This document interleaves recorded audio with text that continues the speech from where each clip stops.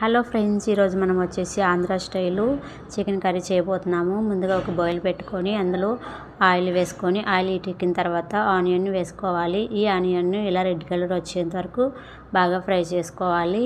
ఇలా ఫ్రై చేసుకున్న తర్వాత అల్లం వెల్లుల్లి పేస్ట్ని యాడ్ చేసుకోవాలి. మనకి 3 స్పూన్ యాడ్ చేసుకుంటే సరిపోతుంది. ఇది ఆంధ్ర చికెన్ కర్రీ స్కిప్ చేయకుండా చూసేయండి. ఇలా బాగా మిక్స్ చేసుకున్న తర్వాత ఇది కూడా అల్లం వెల్లుల్లి పేస్ట్ పచ్చివాసన పోయేంత వరకు మిక్స్ చేసుకుంటూ మగ్గించుకోవాలి. ఇలా మగ్గించుకున్న తర్వాత టమోటాలను కూడా యాడ్ చేసుకున్నాము.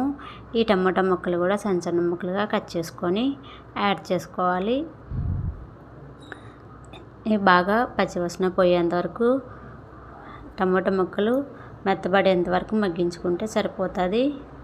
ఇలా మిక్స్ చేసుకుంటూ మగ్గించుకోవాలి. ఇలా మగ్గించుకున్న తర్వాత సరిపడా ఎల్లో పౌడర్, సరిపడా సాల్ట్ని యాడ్ చేసుకున్నాము.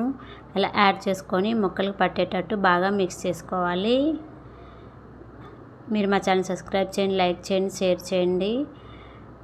లైక్ చేయడం మర్చిపోవద్దు. ఇలా మిక్స్ చేసుకొని మనము ఆయిల్లో మగ్గించుకోవాలి.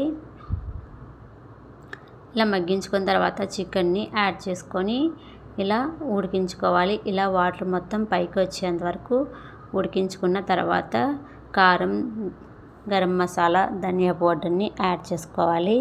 కారం 3 స్పూన్, ధనియా పౌడర్ 2 స్పూన్, గరం మసాలా 2 స్పూన్ని యాడ్ చేసుకోవాలి. ఇలా యాడ్ చేసుకొని బాగా మిక్స్ చేసుకోవాలి ముక్కలు పట్టేటట్టు. చికెన్ను ఆయిల్లోనే 5 మినిట్స్ మగ్గించుకున్న తర్వాత ఈ మసాలాలని యాడ్ చేసుకోవాలి.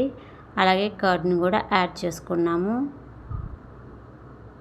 ఈ కర్డ్ యాడ్ చేయడం వల్ల మనకి ఒంట్లోని వేడిని తగ్గిస్తుంది, గ్రేవీ కూడా చిక్కగా వస్తుంది. కాబట్టి మనము కర్డ్ని యాడ్ చేసుకున్నాము. కర్డ్ని యాడ్ చేసుకున్న తర్వాత ఇలా మగ్గించుకోవాలి 3 మినిట్స్. ఇలా మగ్గించుకుంటే ఆయిల్ మొత్తం పైకి ముక్క బాగా ఉడికి ఆయిల్ మొత్తం పైకి వస్తుంది.